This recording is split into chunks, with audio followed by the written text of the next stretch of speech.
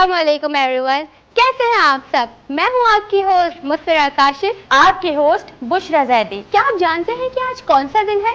जी हाँ, आज 14 अगस्त है, वो खास दिन कि जिस दिन हमारा प्यारा मुल्क इस दुनिया के नक्शे पर उभरा था। क्योंकि ये वतन हमारा है, हम है पास के। वतन हमारा ऐसा ना छोड़ पाए कोई, रिश्ता हमारा ऐसा ना तोड़ पाए कोई। कायदे आजम मोहम्मद अली जिन्ना जो मेरी नज़र में बहुत एहतराम वाले हैं, क्योंकि उन्होंने आज के दिन हमें हमारा मुल्क दिया था। मोहब्बत है पाकिस्तान से, पाकिस्तान में मेरी जिंदगी है। पाकिस्तान बहुत सारी कुर्बानियों से बनाया है।